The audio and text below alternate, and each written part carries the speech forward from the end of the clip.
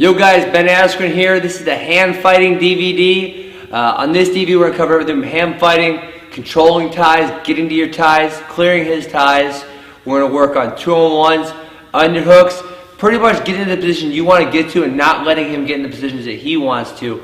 That is the whole key to wrestling. People want to glance over this, go right to the fancy takedowns and the pinning combinations, but unless you can get in there, get to the positions you want to get to and keep him off his positions, you're never going to excel in wrestling at the highest levels.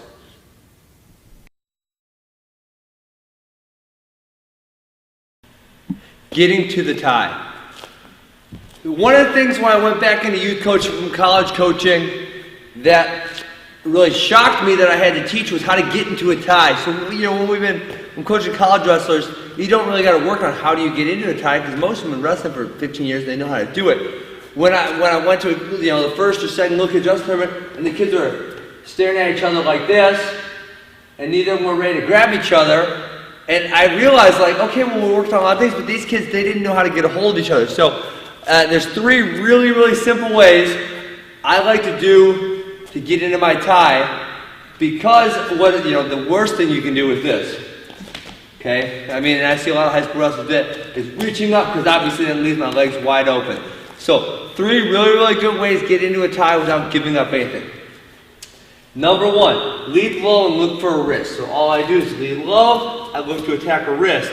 Okay, once I get a wrist secure, I can move up to my bicep, move up to my collar, I can move up into the positions I want to move up into. Okay, that's leading low. So I just go right there, boom, attack his wrist, climb up from there, work to the bicep, collar, or wherever you want to work to. Okay?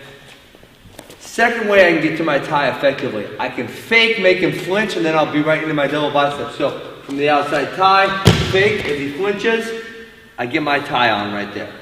Okay? So that's faking to a tie. So I'm right here wrestling, fake, boom, put my tie on him, right here, and then I'm back to where I need to be. Third way to get in there, I just stalk into him with my hands low, head into him. I wait for him to reach for me, and as he reaches for me, boom, I take my inside position. So I'm moving into him. As he puts his hands up, I move to my inside position. Okay? So I move into him. As he wants to put on, I get my inside control as opposed to letting him have his inside control. So the key to getting into him, getting my tie, without giving up anything, is making sure you keep your hands low and attack up and into him as opposed to just coming right for the head, which is a mistake that a lot of high school wrestlers make. So that's going to keep you from giving up a lot of takedowns if you can lead low and get into them to get to your ties before you just grab your tie.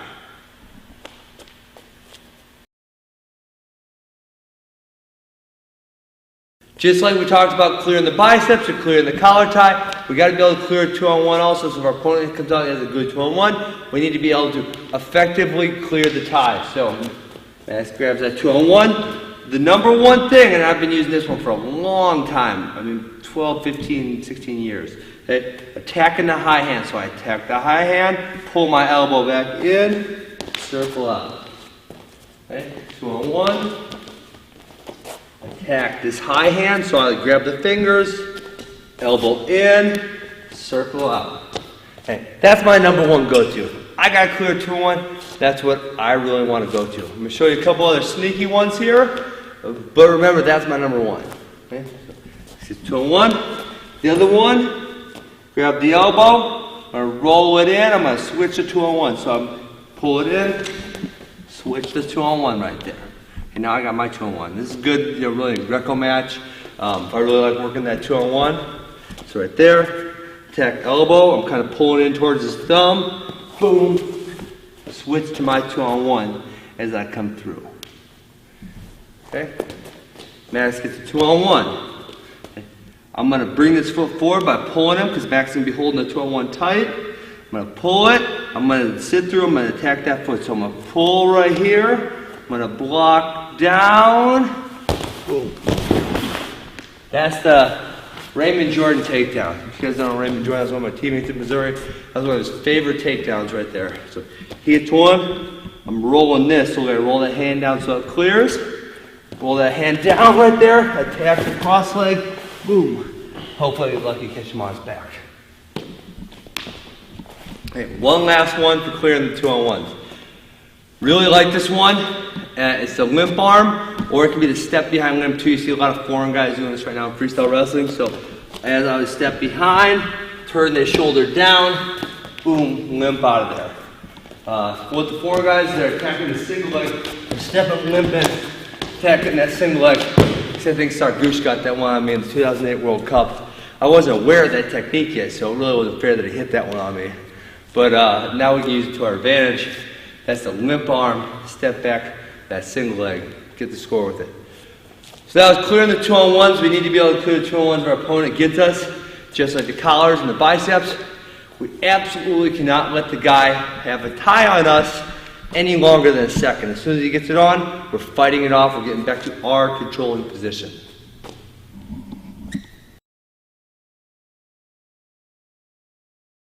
Right now we're talking about scoring with the underhook. Remember we talked about a little bit of the collar tie clear. Max collar ties me. One of the really easy things I can do is I can bump this off, bump, underhook. I got to my underhook here.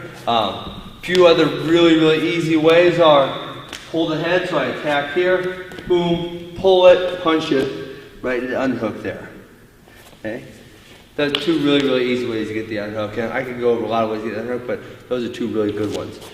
Scoring from the underhook. Okay, so as I get in here, boom, get my underhook. Okay, this is a really good position to score from, advantage us because he's got the overhook and he's not in such a good position. Notice head position, always having head position no matter where I'm at. Control the rest. So the first one, my boy Cole Kyron was really good at this one. I'm going to throw this arm up, I'm going to attack this inside leg. So throw this up, right there, attack right to my single leg. Okay, so boom, underhook. So I'm going to step in with this leg. I'm throwing this body up with this arm right here. Throw it up. Right there, and there's my score. This is my second favorite from here. We call it the honey badger. Now this move's got like 27 different names no matter which part of the country you're from. So what I'll do is I'll fake single leg to get that going back. Pull them down right here, and we call it the honey badger. Boom, I punch that in right there. Now from here, that's pretty much all she wrote. This match is going to be over really fast. Wrench this head down, turn it, boom, put him on his back, get the 6 point, ref slaps the mat. I raise my hand. Okay, so take that single leg, pull him down, punch that shoulder in. Notice how I got my shoulder in. That's really important. I see kids trying to muscle it over with just their forearms, not going to get it done. So I got to get this shoulder under here, get this clamp down right here, boom, rotate him down, get the 6 points. Okay, so that's we call it the honey badger. I know it's got 15 different names depending on which part of the country you live in. It's super effective move right there. Okay. One more, and you know I'm not an expert on underhooks, so I'm not going to get into 27 different finishes from the underhook, even though you've probably seen that many different finishes. One more that I really like from one of my friends, Sam Hazelwinkle. Get to the underhook. I'm just going to do a little pull on this arm. I'm going to turn it into a drag. So I pull, this hand replaces, boom, I hit that drag right there. And then once I'm behind him, I'm going to take him right back down to the mat. So once again, underhook, hit a little pull, drag, boom, and once I'm behind him, obviously return to the mat, however I want to return to the mat. So, that's three really simple scores from an underhook. Like I said, there's a lot more than that. That's not my expertise in that. We're not going to cover all underhook scores in this DVD, but it's a few really good ones you can hit with the underhook position.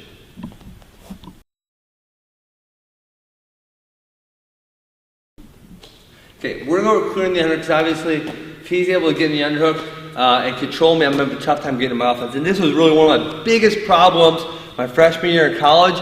I wasn't that strong yet, and I have a lot of these really strong guys that get that underhook on me, and I would really be stymied in my attacks. So I learned to clear that underhook, and it helped me get back to my offense a lot faster. So number one way that I love to clear the underhook is just sliding out. So here's all I do is bump my arm up, boom, slide it out. Okay. The biggest mistake people make here is they don't bring the arm up next to the neck, okay? So if I leave my arm down here, he can hold it all day, I won't be able to get it out. Once I bring it up, right there, it's gonna slide right out of the hole there. So I'm gonna slap him in the neck with my bicep, arm's gonna slide out. That's my number one go-to. One more time, tries to attack me, I'm out. It's really that, it looked easy there, it's really that easy. Okay? Number two thing, he underhooks me, okay, and we're hand fighting here. I'm going to step back, I'm going to get a lot of weight on this arm, and I'm going to come to a single leg on the same side. So I'm going to step back, put all my weight here, attack right into that single leg, okay? That's a Max trick. He didn't know I knew that one, but I've been watching him. Okay? Step back, all the weight goes right there, boom, attack back in, finish my single leg. Third way I'm going to score here, he underhooks, I'm going to block a little on his body, I'm going to get this leg, because that's leg I want to single, I'm going to get that to come forward, boom, right there, and there's my single leg. So, one more time, I'm blocking on the body here, I get a pull there, boom, there's my single leg attack, and I get the score there. That's three really, really good ways to clear the underhook. The first one I showed getting out of there, that's the best way, because with a dangerous underhook person, you don't really want to waste too much time and let him get a lot of opportunities. So rather clear out of there and get your scores.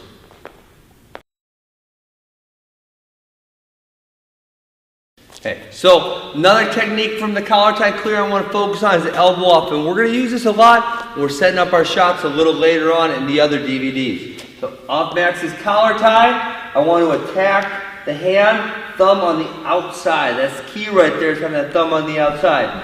I want to slide the elbow off and put pressure into him, and what I'm doing is giving myself open lanes to attack his legs. Okay? Key thing on this is so key, because I don't want to duck under him. I just want to slide it off. So if I put my ear to my shoulder, it creates a flat plane, Max's arm slides off. One thing kids don't do is they don't move their neck, right? So they can't elbow them off, so then they feel the need to duck under, and then that's going into a whole different move series. So if we're going to use the elbow off, the key is sliding our head, boom, it slides off, and now the other mistake people make is they let go of this attack arm, so I want to control them. At the very, very least, I want to make Max move and clear out by faking and get clear out of there. I don't just want to elbow off and let it go. So I see a lot of kids elbow off and let it go. Now, sure you cleared the collar tie, but what did you gain by that? You didn't gain anything. So I'm looking to put myself in an offensive situation off of the elbow off. I need to make it work for me, not just a neutral position. Okay, so as here, the collar ties, as I elbow off, I want to put pressure on him. If I don't see the opening, I'm not going to shoot, but lots of times here, I'm going to have the opening. I'm going to attack my high crotch or my single leg. I'm going to make those attacks. I'm not just going to throw it off and let him off the hook when I could be in an attacking position.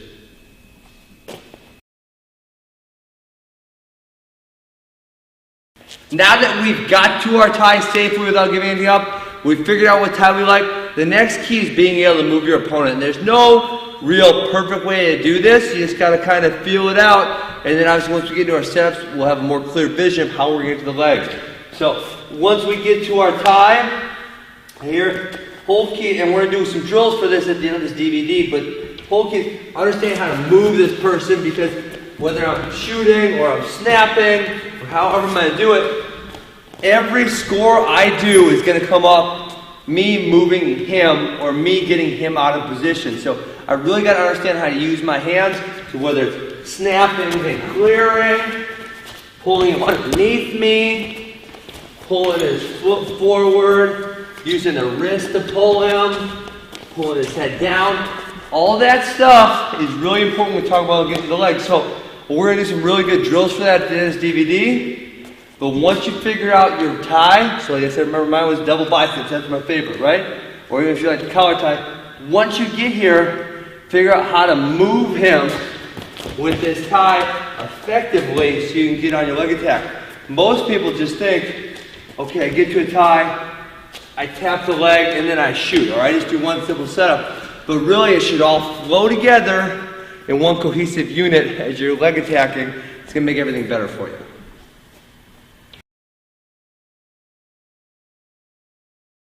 So another collar tie clear I really like and want to focus on is our over tie shrug series. Now I watched Carl Perry do this. He was a national champion in Illinois. It's kind of where I picked it up. So as he collar ties me, I go over the top of his collar tie.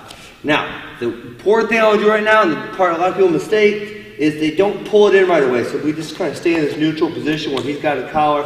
I'm over him, but I'm not in any better position. So what I need to do as soon as I take the over tie, clamp him down right there. Now, I got him clamped down into my over tie where I want him, and I can use this for my shrug position. So if he's pushing into me, elbow or thumb on the outside of the elbow, and I shrug, boom, slide it by right there.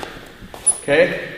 We even saw national finals one year, 12 letters, over tie shrug, as he comes up, boom, and there's my foot sweep. If you get real fancy, you can hit that. Okay? The one I like to stick to is the single leg from here. So I pull this over tie in, I put my thumb on the inside on this one, just bump it up, so I pull, bump, boom. And there's my single leg. Right here, so over tie, and all I'm doing is slapping this arm, slap. There's my single leg, drive it in, I'm scoring that single leg. So, once again, like these other collar ties, clearing, I'm not clearing just to get rid of it. I'm turning his tie into my score. That's what I like to do. That was our over tie series.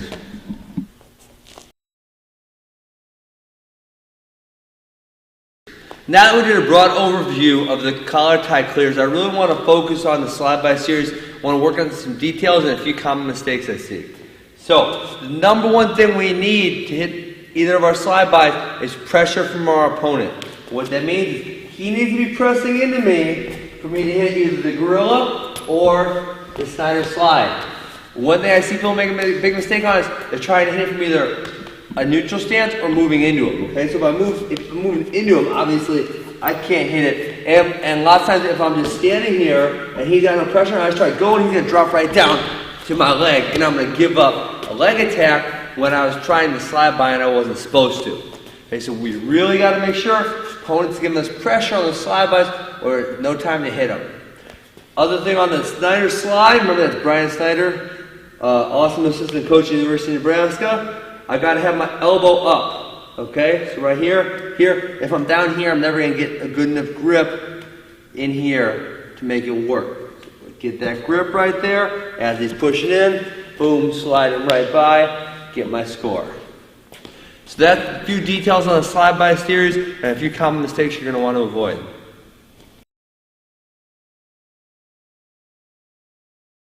Alright guys, so we're going to start getting into our drills here.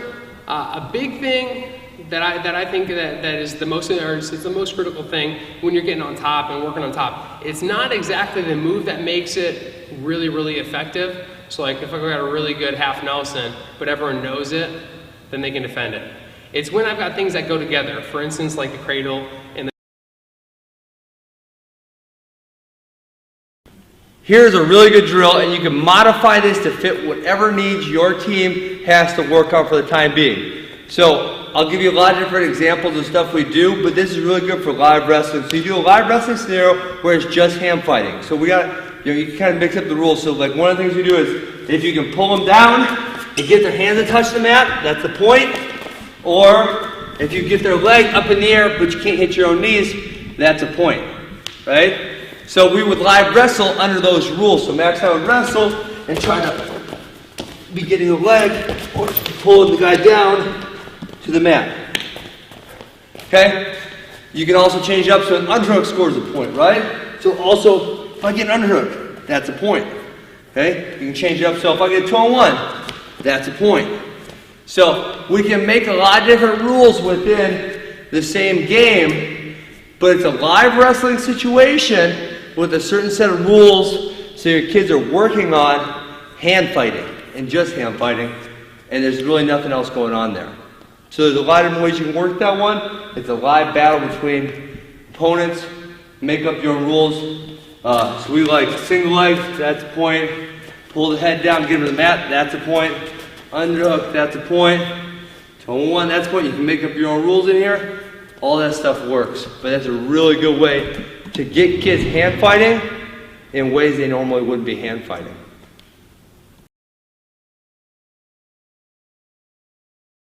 Just like the steering drill, this is another drill for us to figure out how to move our opponents in their stances. So, I'm going to get my bicep tie this time. Boom, and I'm just going to do the same drill, okay? Working on moving.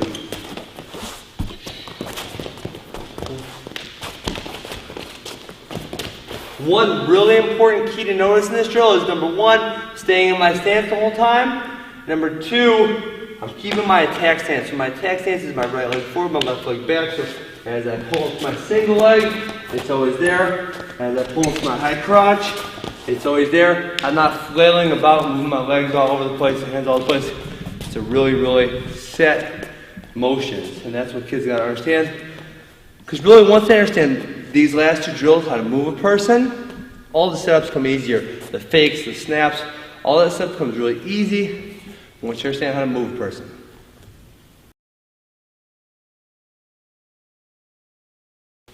So this one's going to be a simple wrist fighting drill, and this is a really good drill. We use this a lot with, we call ninjas in training, our 5 through 9-year-old group. And all it is just, I mean, pretty much getting kids to understand how to control wrists. So, you know, the goal is to get to right here, because obviously if I get to here, I got total control of Max and there's nothing he can do. So what we're going to get the kids doing, Max is trying to fight me right now, what we're going to get doing is just fighting. So it's pretty much a live go. So you say go, and the whole goal is to get in here and fight to control the person's wrist. Because if I can control the wrist, I'm going to win the match. So it's a really good drill to get kids in there, especially little kids that don't understand how to control a person.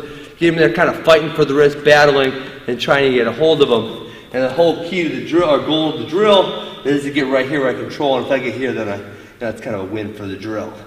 So, but it gets kids in there fighting for hands, battling. It's a really good drill for beginning wrestlers.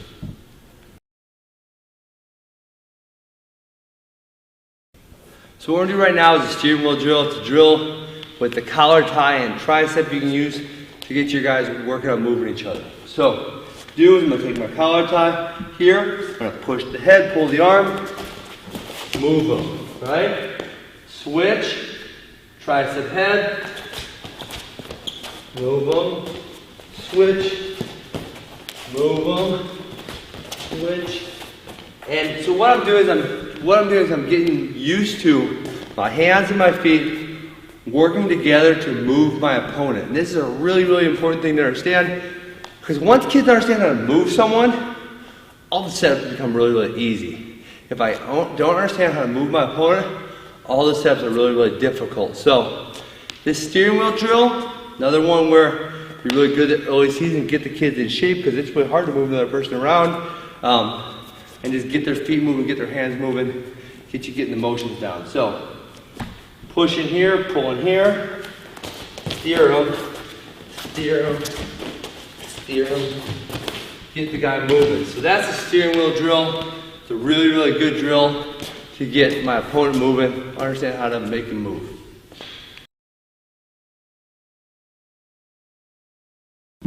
One really easy drill to do to get your kids moving their feet, and this is actually really good for cardio, so it'd be a really good, easy, early season drill to get the kids kind of back into shape, get their thighs working, get everything working together, is just have them pick a line. So I got a line right here, get my stance, and then you pick a time, say 30 seconds, 45 seconds, a minute, depending on how tough you want to be on them. And all I got to do is I gotta stay within my hand touching the mat, I gotta shuffle, touch, shuffle, touch, shuffle, touch, and obviously I can have the whole group moving at once as I'm going, and I'm supposed to be hustling, making sure I'm staying low, moving my feet. So that's a really high-paced drill.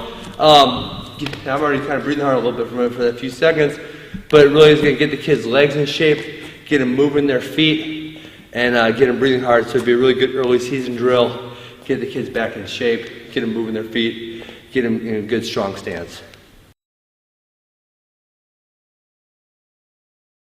The first topic we're going to get into today is shadow drilling. Now, this is something I did a lot of, before Max really got into wrestling and started loving it. We had the little mat in our basement, the 12 by 12, and something I would do all the time is just a lot of shadow drilling. That paid off so much as I got into college because I was really good and comfortable in my stance, moving my feet, and a lot of other people aren't good in those positions. So just a few things, obviously my take on the stance, but there's a lot of other people with different things. So, what I'm doing, I'm just getting here. I like having my hands relaxed. I like having the stagger stance and just move. So sometimes I'll just move around a little bit, throwing the fakes in there, down block, shots. I'm always just visualizing my opponent's setups, post on the head, the snap, the moving, little quick circles. So I'm just kind of getting in there and visualizing what I'm doing in wrestling.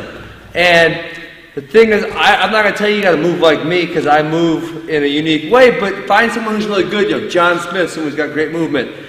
Cale Sanderson, David Taylor. These guys have really, really good movement. So what I would suggest is you find someone who's you really like the way they move, watch them on YouTube, watch them on School Wrestling, and copy their movements. That's what I did when I was growing up.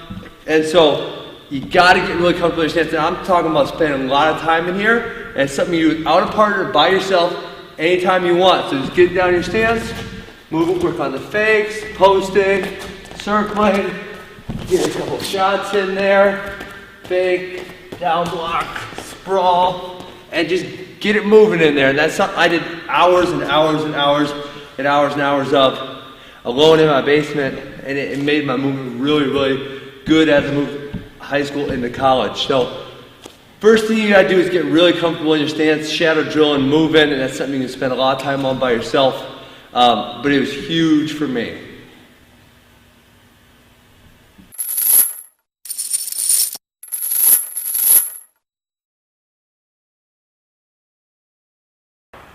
Hey guys, this is a single leg DVD.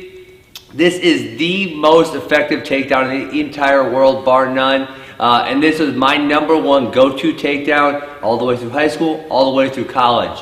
So I'm going to show you my own little spin on the single leg. I got a lot of little tricks in there that I like to work, like to go to. But I promise by the time you're done with this DVD, if you follow it step by step, you are going to be unstoppable with the single leg.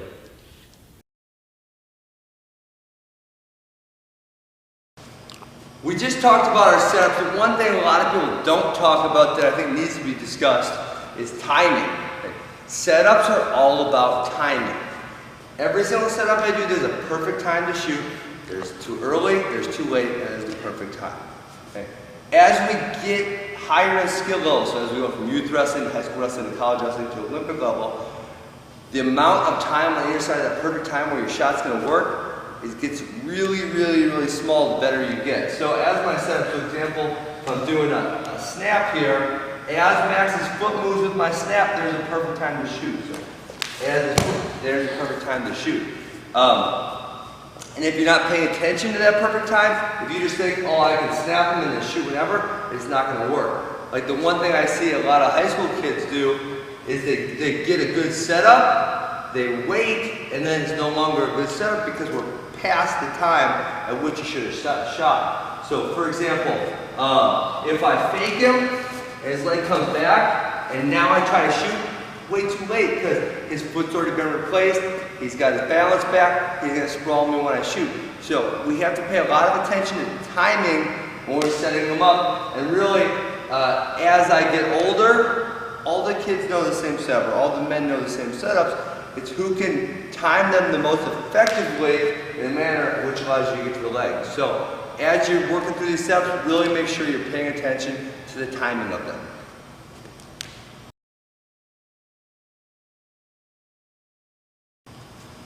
Here's some specific setups from the double biceps position that I like to use.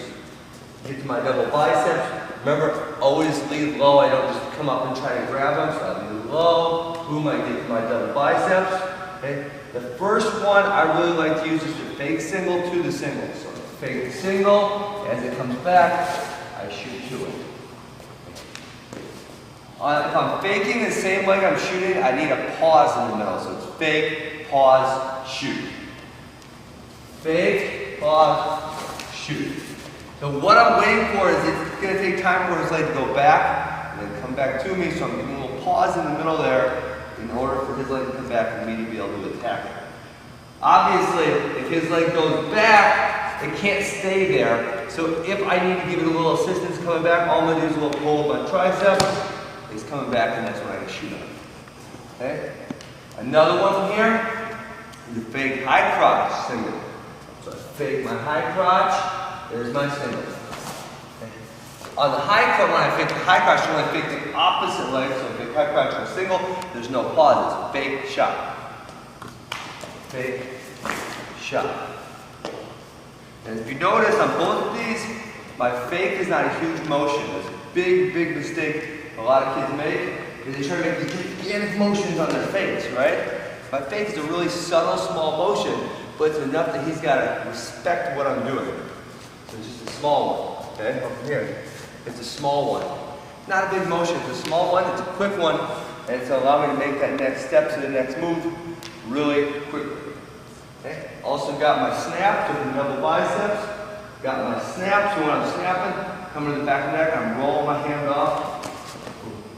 Getting ready to attack the leg. Right there. So right here, snap, shooting right into the leg. Okay. Last one from the double biceps, putting two of those together, and this was my go-to shot in high school. A little bit through college, and then I got a little different in college, but it's the fake snap. So I fake the leg back, come off the head snap, then I penetrate underneath. So fake snap shot. Fake snap shot.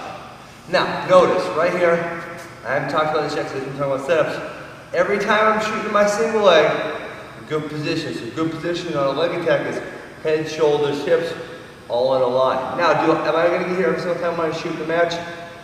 Probably not realistic, but I can drill to this good position, and that way, even if I end up in a little worse position in the match, I'm still in okay position to finish my shot. So notice when I'm shooting, good, strong position. Okay, so one more time on the fake snap. So I fake, snap, shot, right there. So that was the 4 setups I used for my double bicep tie to get to my single leg.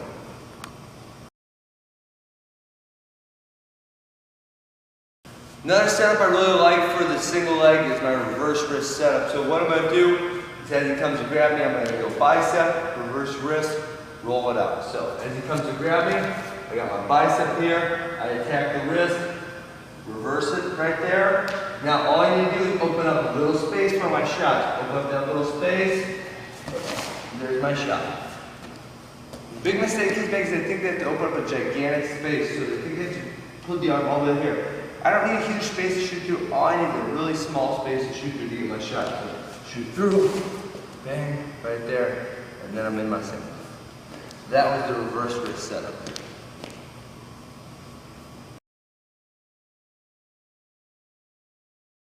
Elbow off. Say it again. Elbow off.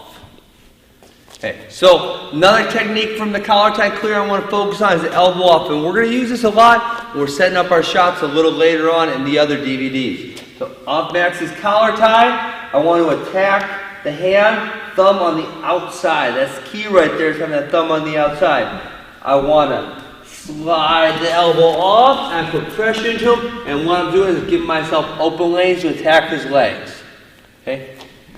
Key thing on this is so key, because I don't want to duck under him. I just want to slide it off. So if I put my ear to my shoulder, it creates a flat plane. Max's arm slides off.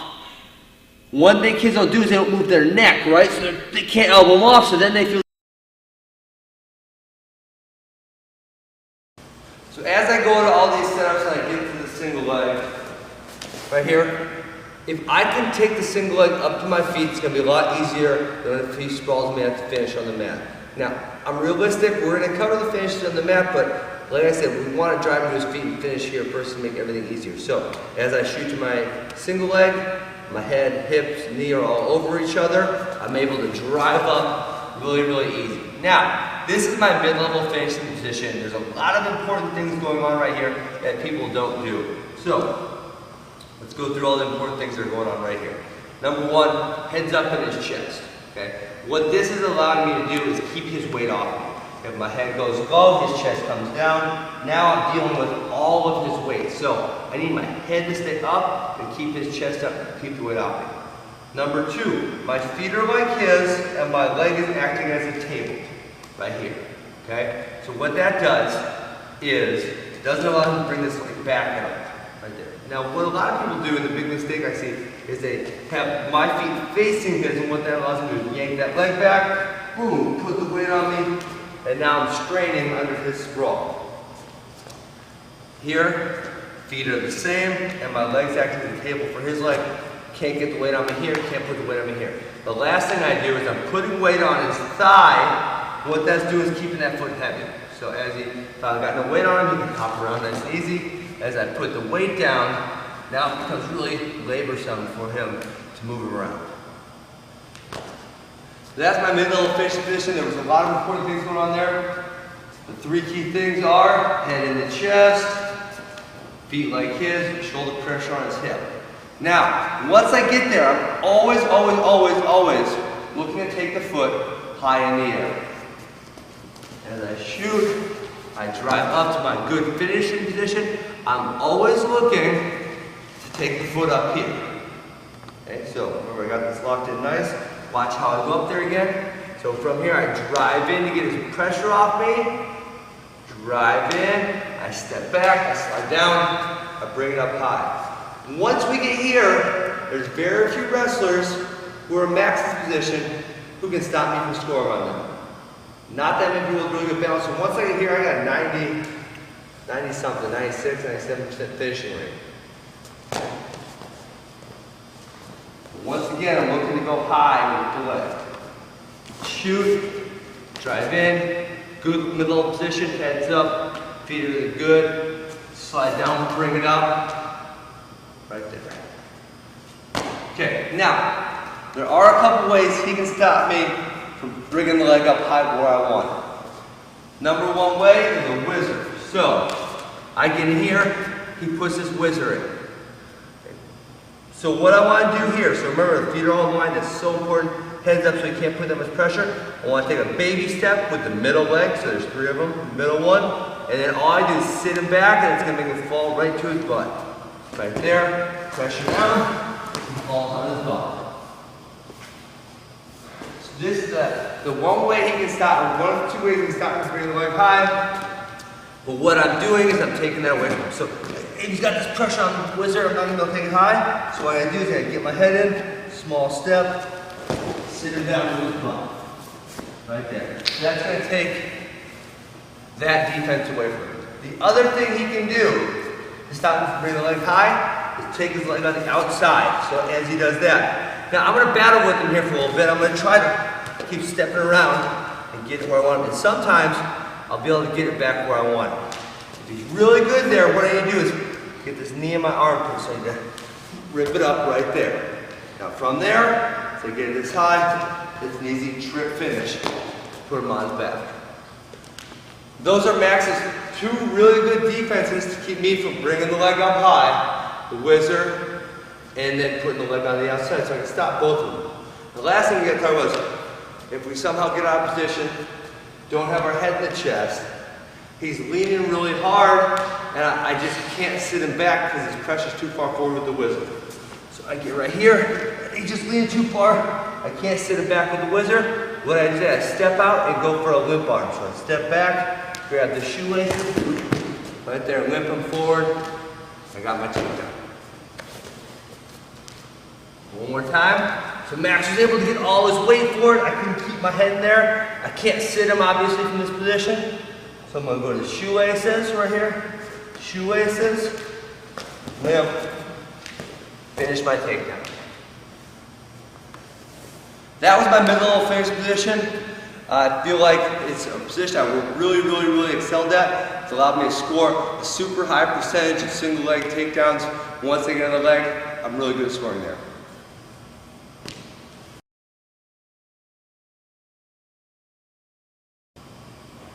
Now we talked about our mid-level position, and what we want to do from there is go mid-level, high level. I want to get that leg up top and be able to finish from there. So once we get it up there, so once I get his leg all the way up top, like I said, against most guys, it's pretty simple to score because they just don't have great balance here. So I'm going to give you 3 really easy finishes from here. So number 1 thing I'm looking at, I want to grab the back of the neck right there. I want to step in, grab. Okay? So really controlling the neck here. Boom, trip. Right there. Okay? Second one I can do, I can push either the armpit or the knee forward and then drop down to both knees. So push that forward, drop down, attack both knees, driving down to the mat.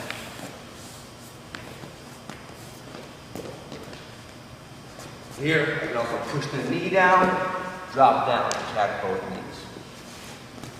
Okay, the third thing I can do is I can uppercut the knee and sweep his foot out. So I'm going to uppercut the knee, sweep the foot out. So I'm going to bring this real hard.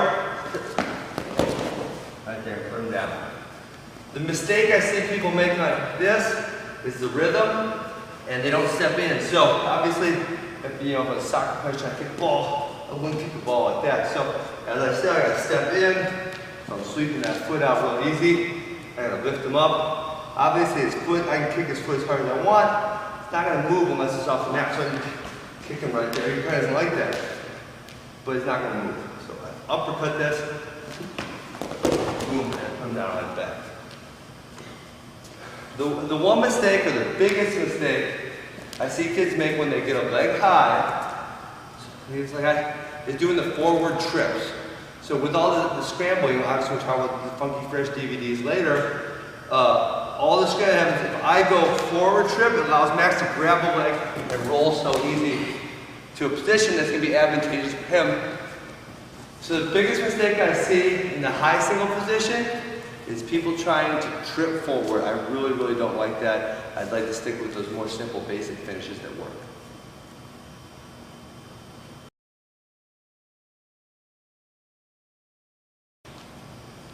Now we talked about we want to shoot the single, bring it up high, get it up high, make the finish easy. I know that's not totally realistic, so we got to go over mat finishes too, and we want to be strong in finishing there.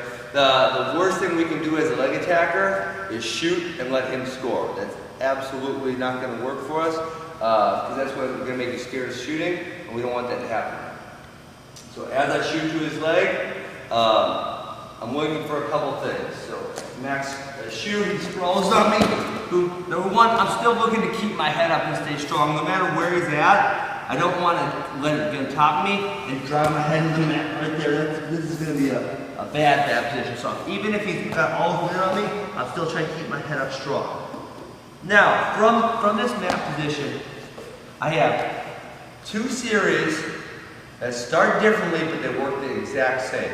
Okay, so you're just going to pick whichever one you're more comfortable with, but they have the same 3 finishes roughly. So as I'm here, the first one is I lock my hands as he sprawled on me, right? Pull them in, okay, and go from here.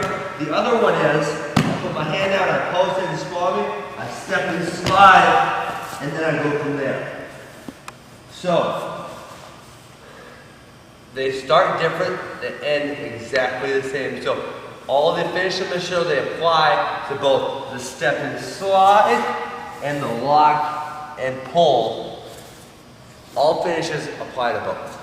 Okay? So we got to look at him. So we got to look at him. And we got 3 ways to go. We can go around him, this way, or through the middle. Okay, so we have 3 directions to go. The problem with most kids is they really only focus on one direction. So for example, one thing I see happen a lot in high school and youth wrestling is this kid only knows one move, and that's how to run the corner that way, right? So if I sprawl like this, he's going to try to run the corner, okay? And this is going to happen. He's never going to get there from sprawling. But the problem with this scenario is, as he's here, if all he did was a simple cutback, right there, boom, he would finish me really easily. So then once the kid's been, used to defending that way, if you cut back, it's a really simple finish, so we gotta be able to finish all three ways. So here we go. Number one way to finish, a cut back, or run the corner. So what I'm looking to do is plant my elbow back behind his shin right there, run the corner, shelf it up, finish. So the whole key to this is being able to plant my elbow back here so his hips stop moving. So I plant my elbow right there. Now what that forces his hips to do is stop. Okay? If I just have my hand on the mat, he can keep on circling all day long. Elbow plants, run the back side, pull this up. This is my shelf right here. Pull this up to my shelf. Finish the leg attack. So that's the first way finishing. Running the back corner, we can do that from the post step and slide, or locking and pulling. Okay. Second way I like to finish is cutting the corner on here. So I'm right there, Max is sprawled kind of incorrectly, I step up, slide, boom, and there's my cutback finish. Now, I do this one mainly because people are doing that incorrect sprawl. So, what I mean by that is, he's on the single leg, they're sprawling with one hip in, one hip open. So what that allows Max to do is slide here, pop the head up, dump me back to my butt for his cutback finish. Even at the higher levels of wrestling, I see people sprawling incorrectly and giving me that score all the time. Okay, the third scenario I'm going through is coming through the middle. And we have a few finishes when we come through the middle. So, as he sprawled on me, I post, sit through. Now, as I sit through, the key to sitting through is keeping my shoulders above my hips. If I let my shoulders get behind my hips, I'm going to be in all kinds of trouble there and not be able to hold them up. I'm not strong like that, so shoulders above the hips. First finish, just push off right there, double leg. Okay, so all I'm doing, pushing the leg off, roll my head under, double leg finish. Sit right there, push it off, finished up. Okay, next finish from the middle, now I'm just going to spin all the way through. Sit right there, bring this hand through the middle, shoelaces, right there. Now, we're in the shelf position we were when we ran the corner. Lock and finish that. Okay? Now, the last finish, this finish is worth the price of the DVD alone. It's something that Max and I kind of created when we were in college. It's a total scramble stopper, and you'll see as the DVDs go on, we use this move a lot. We call it the answer. As I sit through, I attack, two hands on one leg, pull it in front, sit it, hook it. Now, all I gotta do is get this leg off my head so I can attack shoelaces or attack knee, push it off, come up. Lots of times then I end up in the perfect position. So I'm gonna show you that answer one more time. Really, really, really important finish if you're gonna get to the high level of wrestling. Because so many people are getting good at scrambling, you want to be able to deal with them. Sit the middle, attack the ankle, pull it in right there, drop my hips, hook it. Now, the one mistake I see even high-level college wrestlers make is they don't clear this before they come to their knees. Okay, so what I need to do is I need to clear this. Once I clear that, I come to my knees. If, before I clear this foot, I come up to my knees, it's going to allow Max to sit up and hang on. Right there. Now what I did was, I took all the pressure off his knee. There's no more pressure on Max's knee anymore. He's able to kind of move and change around me. So I got to stay on my hips. I got to keep this locked in really tight so Max can't move. Push it off, come up, strong to my finish right here. So like I said, that last one, that's called the answer. It's a super important finish. As far as attacking the legs go, we're going to talk about that even more as the DVDs continue. So that was the mat finishes. I showed you 5 finishes there, 3 different directions. I can go right, I can go left, or I can attack the middle. And it's super important to be able to attack all 3 directions if I can only attack one, it makes it really, really easy for the defensive guy to stop me. He can use moves that don't really work if I know all three attacks.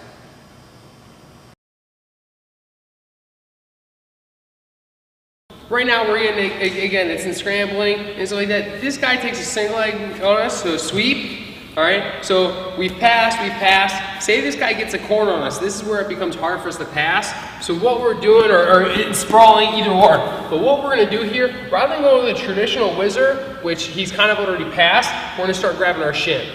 All right, so we grab shin, and then after that, we wanna get our foot on the inside. And it's a big key to it. And it's something that this guy, and we talked about it a little bit when we were doing our offense for this guy, but one of the worst things he can do, but one of the things he wants to do is get the corner, right? So he thinks stepping over is the best thing for him. He steps over, and he's just putting more weight on himself. All right, the further he goes behind me, the better it is for me. So if he steps over, great. If he doesn't, and he's back here, I want to put my own foot in. All right, once my foot's in, now I'm going to turn the shoulder that has the shin whizzer to the ground. So here, all right, getting that weight on him. So here, putting weight on, we can stalemate it. I'd prefer not to, just because that's my nature, and that's what we do with scrambling. So a couple options that we have here is once he comes shin whizzer here, if he's trying to finish, and he tries to pull it up. Here, he gets loose. I can let go of the shin whizzer and kick out and come out of it is one option. It's not really terribly technical. It's just once he starts opening his lock and starts trying to pressure back into me to fight this. A single leg that I became really effective with in college was the high single. So high single is just not hitting any other single. So all I did right here, boom, step to my single leg. Okay. Why I really like this is there's not a lot of danger. If I, especially for upper weight, so I was 174, I'm getting kind of towards the upper weight. If I shoot underneath him, I got a lot of weight to deal with as I'm shooting. If I can stay up, so right here, even if he sprawls on me and I don't like it, I can just let it go. Come back to say an underhook position and be totally safe. So it's the same exact finishes. So all I'm doing right here, driving up, that's our mid-level position. Bringing it high, that's our held position. So we've already talked about all those finishes earlier in this DVD. I just want to show you a few different setups that I'd like to get here. So the first one I became really effective with as a junior and senior in college, I call the wrist lead setup. So all I do is stick my wrist out. Naturally, he grabs it, okay? Sometimes I'll be teaching seminars and I'll say, listen, this is my favorite setup. I'm gonna stick my wrist out, you're gonna grab it, I'm gonna score on you. And they'll be like, ha ha ha, yeah, right. 10 minutes later, we're wrestling live, I stick my wrist out, they grab it, and I score on them. Okay? That's how effective it is. It's just human nature to grab a wrist that's stuck out in front of you. Once again, I stick it out, he grabs it, I grab it. Now, as I rip it away, there's two things. I'm gonna pull him into me, I'm gonna step into him. Notice my head just drops into the chest, which is the perfect position I want it in anyways. Slide to my good middle finish, and I can go there. So one more time, it's the wrist lead. Okay? The most important thing you have to pay attention to, all I'm doing is dropping my head right into his chest. Everyone thinks you have to do some fancy stuff, the head under, put it behind. All I'm doing is drop my ear onto his chest. So as I go here, drop the ear onto the chest, and I'm scoring. Okay? The other setup that I was super effective with was just a simple snap and grab. And we kind of talked about the snap, but I would do both positions, so I'd be posting on him a little bit. I would snap him, and then I would just step right to it. Okay? Go into my finishes. So kind of playing around with those posts, I'd snap him, and then I would just explode, step right to my single leg. Now the reason I favor the high single, like I said, especially for upper weights, is there's really no danger. If I'm not able to get his leg, there's no danger. Now if I got to shoot underneath him, now there's going to be some danger in me getting scored on with his front headlocks or other stuff. The high single allows you to take a lot of attacks and still be really safe.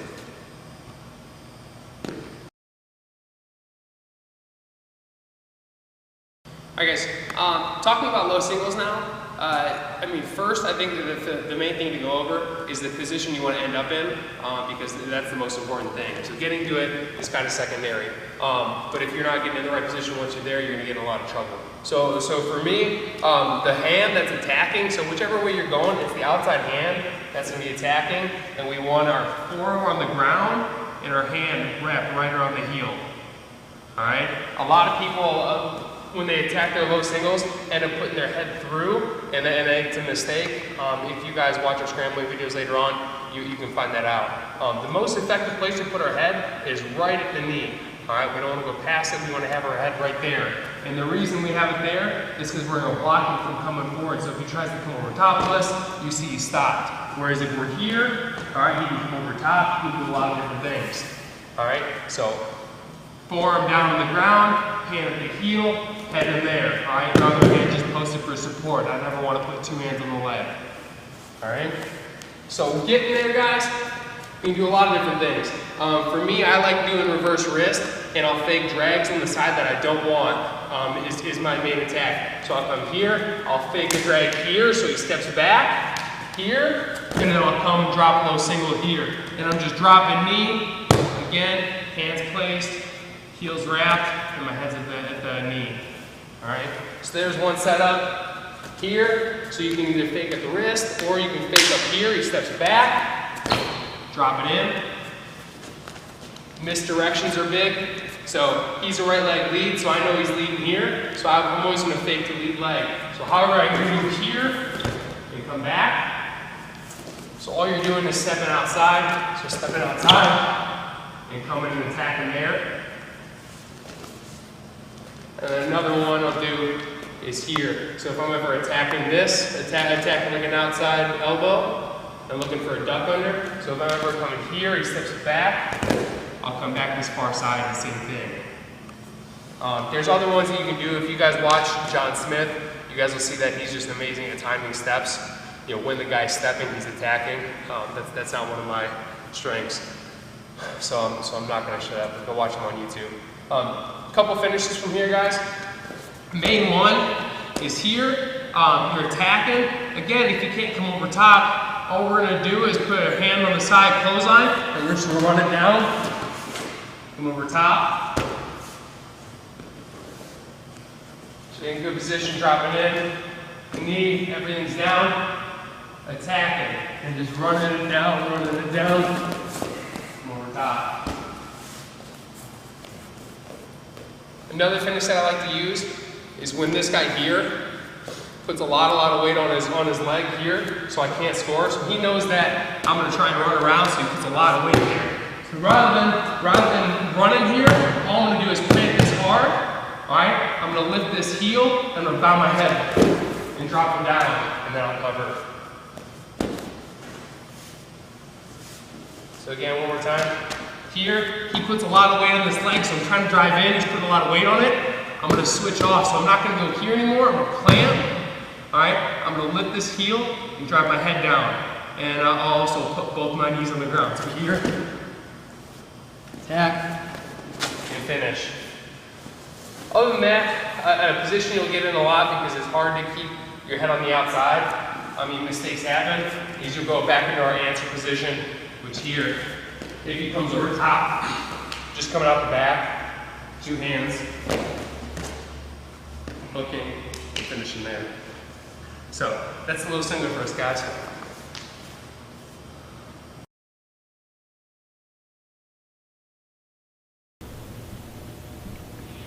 All right, guys. So we're going to start getting into our drills here.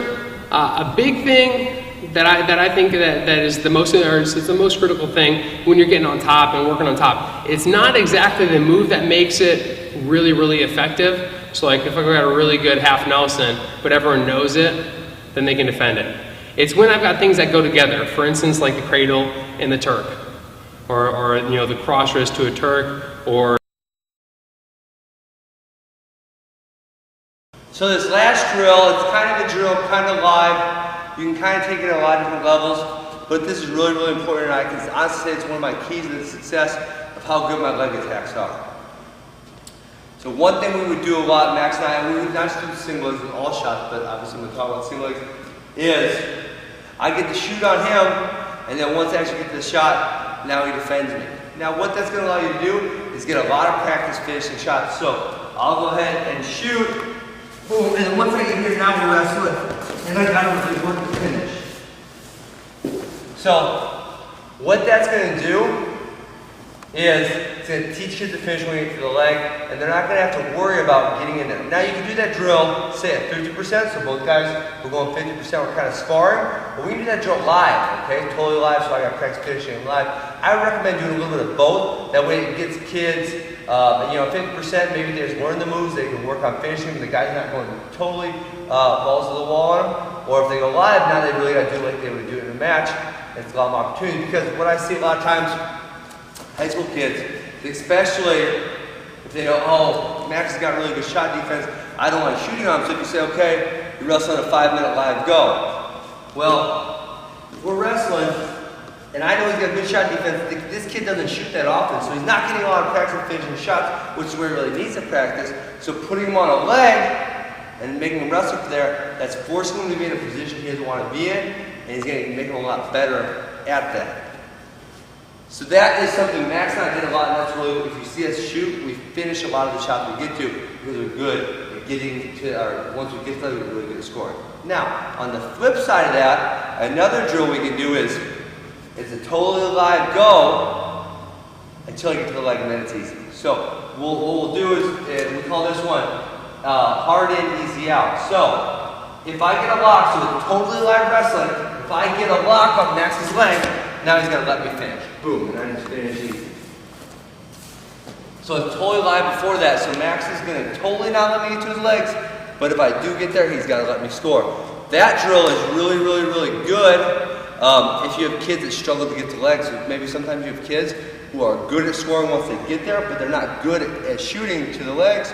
So what that drill is going to allow them to do is allow them getting practice getting to the legs, because they're already good when they get there, so you've got to get them to the legs. So they don't have to focus on their setups and their movement in order to get to those scores. So those last two drills, the easy in, hard out, and hard in, easy out, are two super important drills at being able to score on good leg attacks.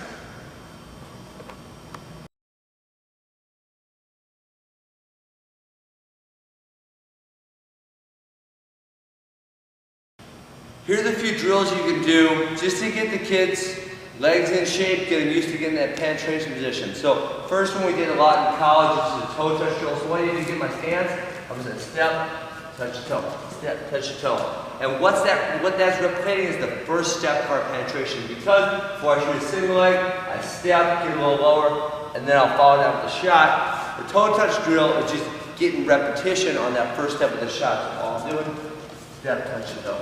Step, touch the toe. Notice how I'm making nice small movements. I'm not coming way in, way out, not standing up out of my stance.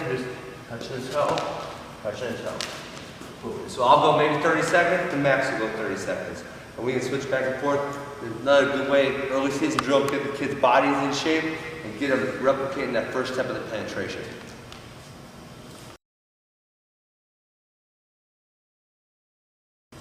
Two more drills just to get the kids really flowing into their single legs. The first one's a scarecrow drill, so Max will stand up on a scarecrow. And all I'm doing is practice shooting without a step, so I'm just getting a lot of repetition on my shot. So I'll do, boom, okay, right there. So what I'm really focused on, making sure the kids are ending in a good, strong position as they shoot. Come back up, come back up. So what that's going to allow the kids to do is they're going to get 12, 15, 20 shots in a minute. It's going to allow them to get a lot of repetitions in a short amount of time. You just got to make sure they're doing the right techniques. Okay. Another drill on that same level, it's just the same thing with no hands. This is going to teach kids really good balance. So all I'm going to do is put my hands behind my back, Max going to stand like a scarecrow, and step, shoot, and then I'm just going to finish by driving up, driving into it.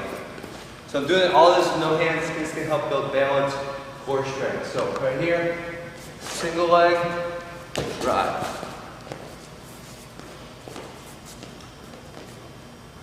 Single leg, drive. Okay, so that's another really good drill where kids can get a lot of reps, practice that motion.